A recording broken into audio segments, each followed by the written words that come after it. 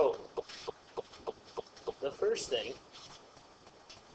that we want to do is we want to multiply these together to see what we get. So if we were to multiply those two binomials together,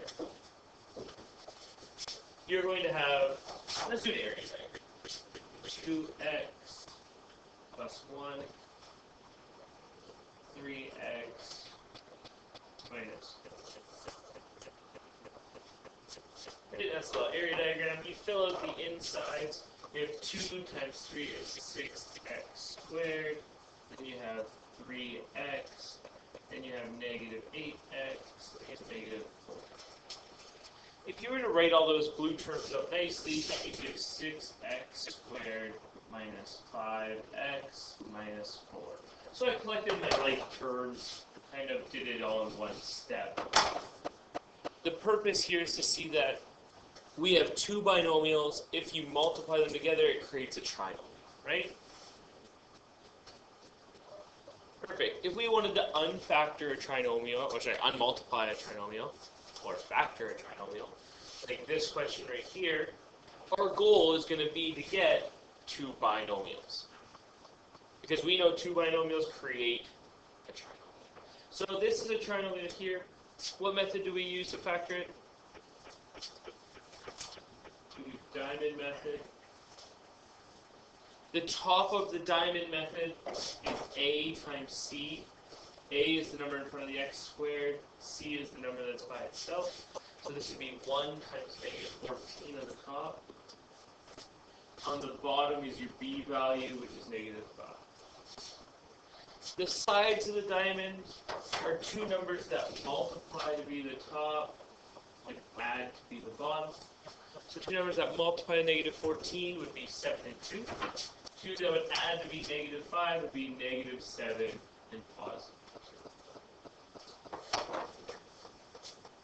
We set up our diamond. Our diamond is not actually factoring, it's helping us factor. It's organizing our factor. When we factor a trinomial, we learned yesterday that you're always going to get two binomials. Those two binomials, you know that the first term in those binomials create the first term from your trinomial. So if I want to get x squared, I have to have x. The sides of the diamond, they become the second term in each binomial. So we have x minus 7 and x plus 2.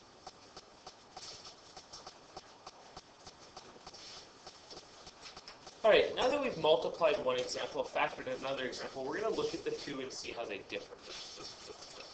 Everything we did yesterday always ended up like this, where you had x and x, because I knew that had to become x squared. If you look at our multiplying example over here, I have a 6x squared as my first term. That came from multiplying my first two terms together, a 2x and a 3x. So we're going to have to figure out how to solve these numbers, the 2 and the 3, because we don't have a method to do that yet. And that's what changes today. So figuring out this number is going to be what changes things. Everything else will stay the same. So it'll still be an x and an x. The sides of your diamonds will still go inside. It's the first number that throws things off. How we do it? We do something that I call diamonding correct. So I'm just going to slide this up so you can see a little better. We have two questions here that it wants us to factor both of them. It says factor. The first thing we do is we look for a GCF. Is there a factor that could go into all three of those things? No, there's not. So then you move on to your diamond method. But you still have to check that first, okay? Because that can make your life way easier if there is a GCF. Now I set up my diamond. The top of my diamond is A times C. In this case, A equals 2, C equals 1. So 2 times 1 equals 2 on the top. The bottom of the diamond is still the B value. The B value is 3. To find the sides of the diamond, we're still doing the same thing. So the sides of the diamond must multiply to be the top and add to be the bottom. Two numbers that multiply to be 2 and add to be 3 would be 2 and 1. Everything is the same up until this point, right? Our A times C goes to the top, our B goes to the bottom. The sides have to multiply to the top and add to the bottom. What's going to change the next step? So, we know we are going to get 2 binomials. We know that. We also know that the first terms multiplied together always create my first term right here. I know that these need to be x and x, and I know that somehow one of these has to be 2, right? Because it's 2x squared this time. But do I know if this first bracket's going to have a 2 in it, or if this second bracket's going to have a 2 in it? Do I know which one's right? I don't know. So what we do is we put a 2 into both of them. We say both of them are 2x. Now that doesn't make sense. Okay, so if I was to multiply that together, would it create 2x squared? No, it would create 4x squared. So we're purposely making a mistake based on the fact that we don't know which one of these should be 2x. The sides of the diamond still become my 2 numbers. So I'm going to have 2x plus 2, 2x plus 1. We just did the diamond part of diamond incorrect, but we made a mistake with those first terms. So we have to correct that mistake. To correct that mistake, one of your binomials should be divisible by 2. Which one of these binomials can I take a 2 out of? This first one can take a 2 out of both numbers. Notice how this one I couldn't take a 2 out of that one. So we did our diamond, and this is correcting it. So your final answer would be x plus 1, 2x plus 1. Diamond, and then correct it. If you're sure or unsure if you've done it right, you could multiply these things back together and you should get the original answer.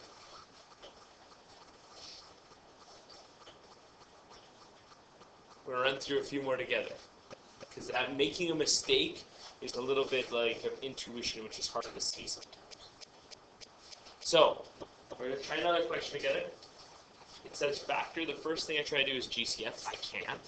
I then move on to diamond method because there's 1, 2, 3 terms. The top of my diamond is A times C, negative 10. A times C. The bottom of my diamond is 9. My B value. The sides of my diamonds are 2 numbers that multiply to be the top and add to be the bottom. 2 numbers that multiply to be negative 10, but add to be positive 9. To be positive 10 and negative 1. So tricky. Everything's the same so far. Set up my diamond just like I would have yesterday. And then now I'm going to get 2 binomials. That's what always happens in this class. I know that the first terms have to create this first term. So one of them has to have a 2 in it. But we don't know which one yet. So we make both of them 2x. Because we don't know which binomial is supposed to have the 2. The sides of the diamonds, they still come in as plus 10 and minus 1. We did our diamond method. We purposely made a mistake so that we would get a 2x squared. Unfortunately, this would be 4x squared. So we have to correct our mistake by dividing one of the binomials by 2. Which binomial can be divided by 2? The 10. The 1 can't be divided by 2, but the 10 can. So I'm going to divide this binomial by 2. That makes my final answer x plus 5, 2x minus 1. Now I want to make a couple things clear, so I'll let you write that down quickly.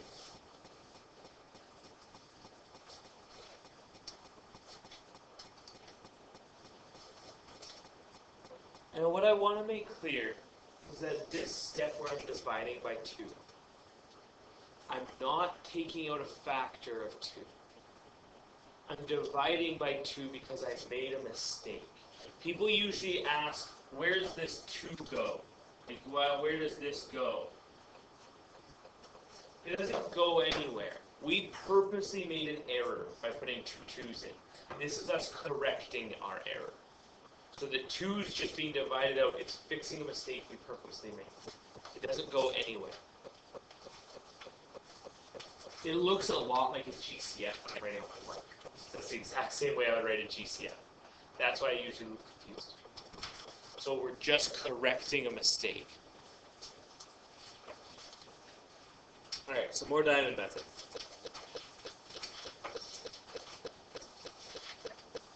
We're going to do the top 2 together, because I think there's a problem with one of them. So, I look at this first one. I know I need to do GCF first. Is there a number or letter that can come out of all these things? The answer is no, right? 2, 19, and 9, nothing divides in all those. This one has an M, this one has an N, this one has only N's. So there's no letter that's in all 3 of them. I then skip to my diamond method. A times C goes on the top, so 18. B goes on the bottom, so C. Okay? It has an N squared, and we'll talk about that. So we ran into that problem yesterday on one example. We're gonna pretend there's no N's for a second, just so we can see what we actually would do. Numbers on the side. We're looking for 2 numbers that multiply the 18 and add to be negative 19. It would be negative 1, negative 18. Those ones that are single digits, like 1 and 18, those are tough ones. Remember that 1 can divide in anything when you're trying to find things that multiply to become something. Alright, we set up our diamond. We then need to create our binomials.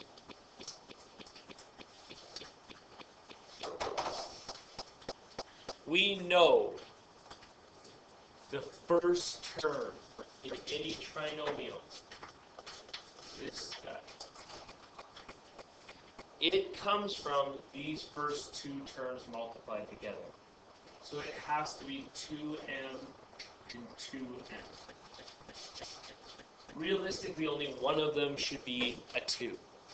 So if you multiply those together right now, you get 4m squared. With 1 too many 2's in them. The sides of the diamonds become the sides of your binomials. So it's going to be negative 1 and negative 18. And Josiah made a good point. He said, but there's this n squared here. There's something squared. So if there's a letter at the end as well, you put it with your sides of your diamond.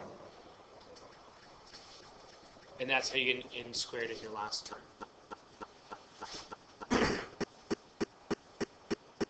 Awesome. We did our diamond method. We made a mistake. We made it knowingly. We made it purposefully. So there's a 2m and a 2m. There's no way you should have 2m's. So what do we have to do? We have to divide one of them by 2. The 2 minus 18, that one can be divided. So I divide this whole thing by 2. That is our final answer. 2m minus 1 and m minus 9.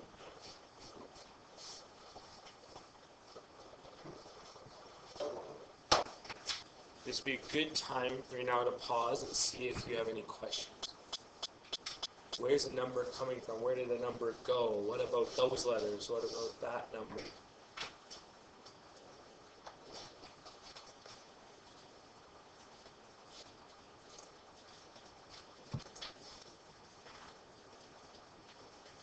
All right. Second one.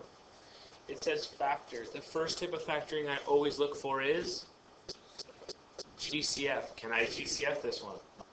I can GCF this one. So if I look at the numbers, 12, 16, and 4 can all be divided by the number 4. They can also be divided by 2. Always pick the biggest number that divides into all of them. Okay, so I can divide all these by 4. That leaves me with 3m squared minus 4m minus 1. After I've done my GCF, I'm left with a trinomial. That's the trinomial I want to factor. So I make a diamond. I go -3 on the top, and I go -4 on the bottom. And I try to find the sides. I would multiply to be the top and add to be the bottom. I look at that and I think and I think and I think and I think and I think, and I can't find any numbers that multiply to be -3 and add to be -4. Good question. The top of your diamond is A times C. A equals 3, but C equals -1. So it would be 3 times -1. And as I'm looking and I'm looking and I'm looking, I can't figure it out. So what I do is I resort to my one strategy I have, which is making a multiplication chart. And I'm like, all right, what are the things that multiply to be -3? Well, I could do 1 and negative. I could do -1 and +3. And that's it. That's everything that divides into 3. And I'm confident because I've tried every other number I can think of. These are the only ones that work. 1 minus 3 is -2. -1 plus 3 equals +2. Neither one of those is going to have to be -4. So what does that mean for this question? It means it's not factorable. The only factoring you could do to it was taking a greatest common factor out. That's going to happen every once in a while, very rarely, and it'll usually warn you. So for instance, there's one in your practice booklet where there's like 8 questions and it says factor these. And then it says one of them is not factorable. So you have to figure out which one is not factorable. So if you're writing on a test and you have 6 questions that you're like, the answers are all not factorable, there's no way. It's only going to happen maybe once on a test. Maybe. But you have to be able to have a strategy to check to see if it is unfactorable. So I made a list of everything that multiplies, and I checked off each one and made sure it didn't add to be positive. Either one of them did. All right. I want you. Ready to do this with yours. Okay. Try to set up your diamond. Okay, that's all you have to do right now. Try to make a proper diamond for that question. That's your only goal.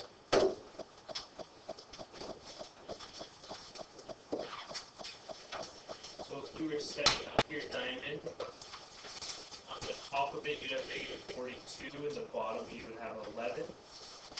You're looking for 2 numbers that multiply to be the top and add to be the bottom. So if you're at that step, now at least you know what you're looking for. So try to find 2 that multiply to be the top and add to be the bottom. That's a hard one, right? So those multiplication charts might come in handy. Write down all the things you know that could multiply into 42. I would start with 1 and 42. And I divide 42 by 2, and I get 2 and 21. And then I keep making my chart until I found 2 numbers that added to be 11. Anyone want to volunteer the side numbers? Yeah, Chantal? 14 and -3. Perfect side numbers. Those are harder, and some of the numbers get really hard. Okay, so you need to have a strategy to get through it. After we do that, we need to make our brackets, correct? This is where we're going to run into a little bit of... What's the first number that should go in each bracket? 6x. Awesome. Because that's how I'm going to create 6x squared. So that's good. The next number in each set of brackets is this side. So I have plus 14, and I have negative 3. Yeah. So if I looked at that, I've put in my stuff, I put a 6 and a 6, I know that's wrong. Now I have to divide one of them by 6.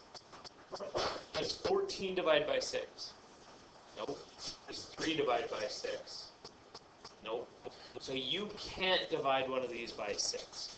So what you're going to have to do is find a number that divides into the first set and a number that divides into the second set, where if you multiplied those numbers together, it would equal 6. So it's like you're taking your division of 6 and you're breaking it up into 2 parts. So what are 2 numbers that could multiply to be 6? 2 and 3. Can one of these be divided by 2? That one can. Can one of them be divided by 3? That one can. Together, 2 times 3 would equal 6. So we took our division of 6 and we broke it into 2 chunks. Technically, we've always been doing that. It's just the other chunk has always been divided by 1. Right? It's just, and you wouldn't change it. So your final answer to this one should be 3x plus 7 and 2x minus 1.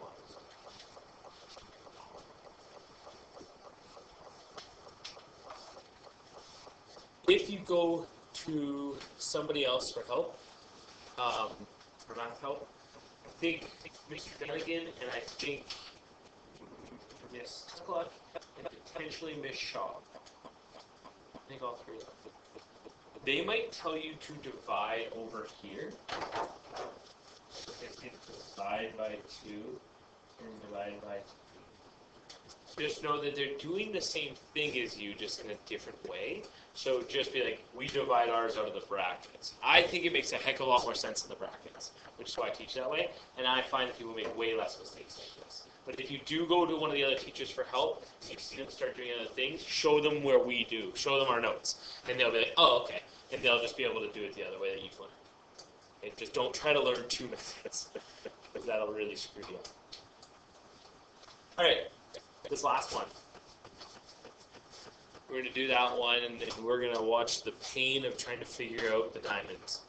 So, I checked for a greatest common factor. There isn't one. On the top, you have A times C, so that would be negative 96. On the bottom, you have negative 29. You need to find 2 numbers that multiply to be negative 96 and add to be negative 29. I want you to try completely on your own to figure the rest of this question out. So if you can figure out the sides of the diamond, that's awesome. You can see yourself for now. If it was me, I would have to make a multiplication chart of things that multiply to be 96. So try to finish this whole question. See how far you can take it and do it. If you can do this question, you can do any factoring problem that'll be thrown at you on a test. I truly believe that, because that's about as hard as it gets.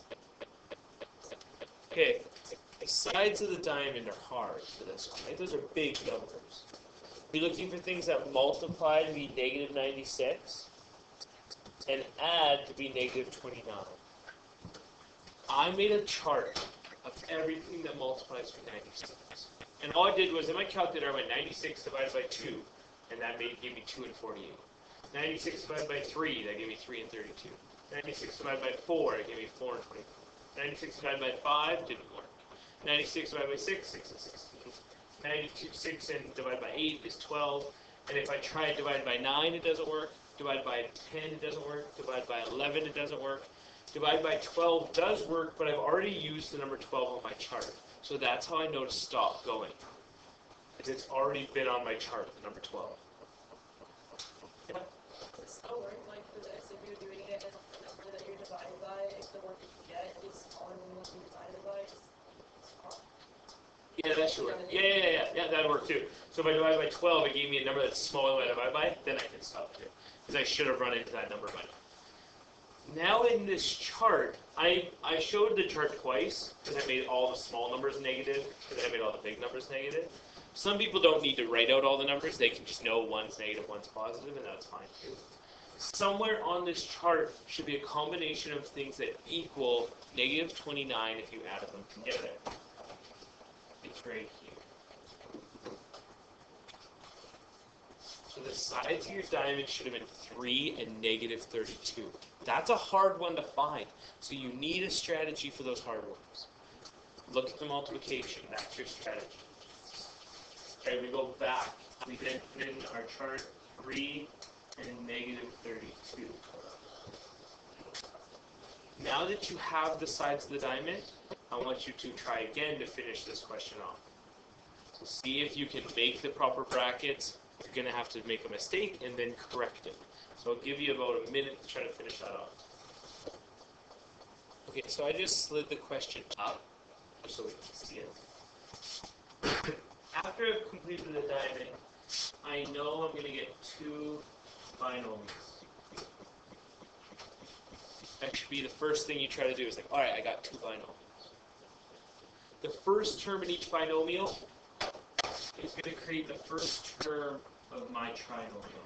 So that means I have to have an 8x and an 8x. It's the only way I know I'll get an 8x squared. I know it doesn't make sense that I put 2 8s, but I wasn't sure which one got the 8, so I gave it to both of them. The sides of the diamond, plus 3 and the negative 32, they become the second trinomial. Now don't forget, there's a y squared at the end of this one. So it's plus 3y, negative 32y.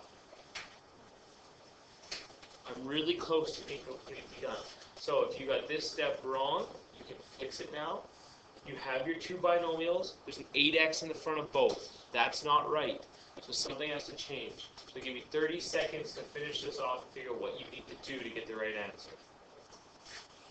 Alright, so looking at this thing, since I had an extra 8 set of brackets, to get rid of it, I need to divide one of them by 8. 3 cannot be divided by 8. But 32 can. So I divide the second set by 8. That'll give me 8x plus 3y. That one didn't change. And the next one will be 1x minus 4y. Because that's what's left over when you divide the numbers by 8.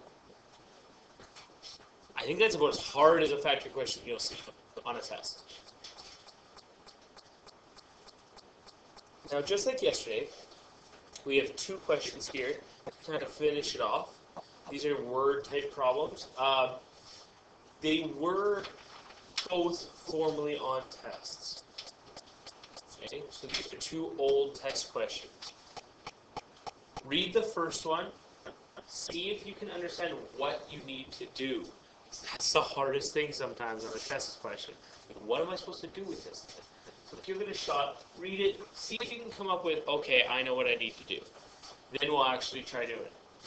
Alright, I see a lot of people jumping right into it because I think they figured it out. So if you read the question, it says, the factored form. Factored form. That means that if you took something, you should be able to rewrite it as a multiplication question. So they're saying if you take this thing right here and factor it, it should look like this.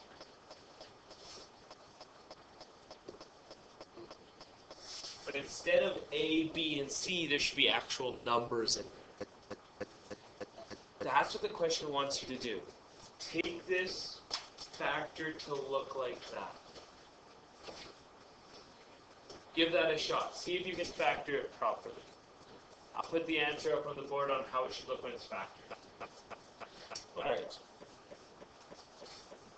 I factored that thing. Read my diamond. I put negative 42 on the top.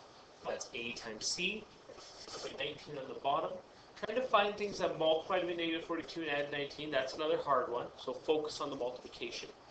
It can be divided by negative 2 to give you 21. So those two things would multiply to be top, add to be top. I then put them into my brackets in red. I know that I can't have 3x in both, so I divide one of them by 3. It's the first set that divides by 3. This is my factored form, but it's not the answer to my question. It's the math I had to do to figure out what the answer is. So the question said, and the question in a math problem is usually at the end. So it says, A, B, and C are integers. That means when you're done with this, A, B, and C should actually be numbers. The value of B to the power of C. That's what you have to calculate. What's B to the power of C? Well, to figure out what B and C are properly, I like to take the form they said that I should look like, and I like to write it right underneath.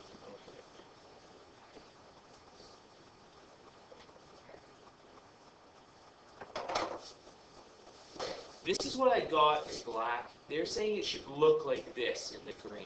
And I like to match things up. So if I'm looking at this, the x and the x, they match up. The plus signs, they match up. That means A and 7 must work. I look at my next one. The x and the x match up, so the 3 and the b must be each other. Here's where the problem comes. It's with your C value. Because this plus sign and this negative sign, they don't match up.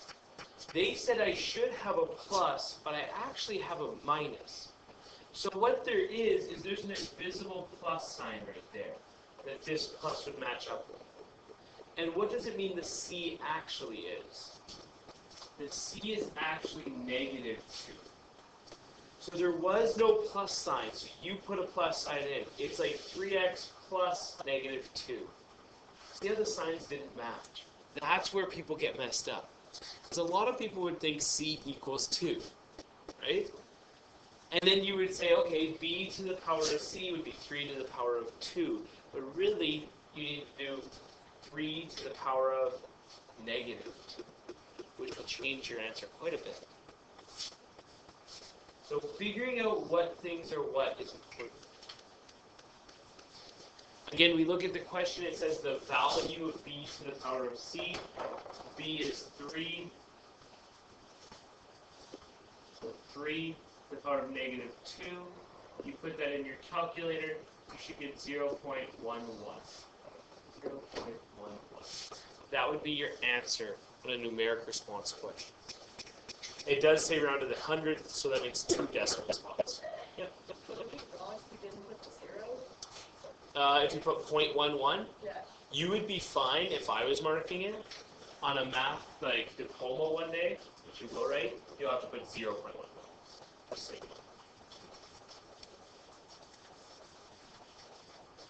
All right. The next one. It's a nightmare to factor. Okay? It's ugly numbers. So give yourself a shot at that one. See if you can do it. Pretend it's like an actual test. Try to factor that thing to look like that form. And then see if you can get the right answer in the box. So give it a shot as if it's a test question. Try it completely on your own. If you can't get it yet, that's okay, but see how far you can get.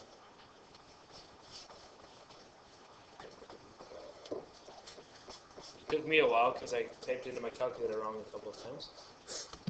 But it would be normal if you struggled just like I did.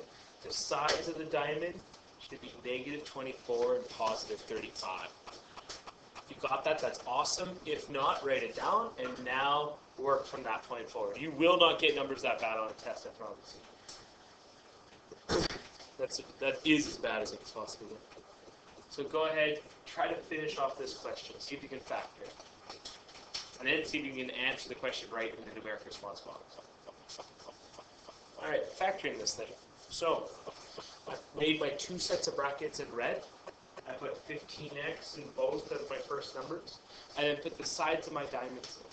I know I can't have 2 15s. So I try to divide one of them by 15, but I can't divide them. So when I can't divide 15 out in one whole piece, what do I have to do? divided by 2 pieces that would multiply by 15. So 3 and 5 multiplied by 15. It so happens that the first one can be divisible by 3, the second one by 5. That gives me my final answer in the green right here. 5x minus 8, 3x plus 6. That's great. Some of us, most of us on this test question, I have faith, would get that. Would get this part. And then it's the coding it, the putting the answer in the box. Because the question says, place the value of A, so whatever A equals, in the first box. B in the second box. C in the third box. D in the fourth. So I write out what it's supposed to look like, right underneath what I did get. And I match things up. So play the match game. A and 5 match up because the X and the X match up. So there you go, 5. This time, there is a minus sign. So these negative signs actually do match up, meaning that B must be 8. Now, did anybody here factor, and they're factoring, they got 3x plus 7, and then they got 5x minus 8? If you tried to match up, now it doesn't match up nicely, right? Go ahead. Since these are all positive, I can take those, but there's like negatives, so those should be minus. Yeah, so that's a minus sign this time, because they actually line up with each other in the format. So that's how I know that B is positive 8, because the format they said I should get was also negative. Now just hold up, because this is a problem people will run into. Because when you factor, you can reorder the binomials, right? If they say that it should be a minus sign in the first binomial, then you need to reorder it to have a minus sign. The answers for C and D do line up.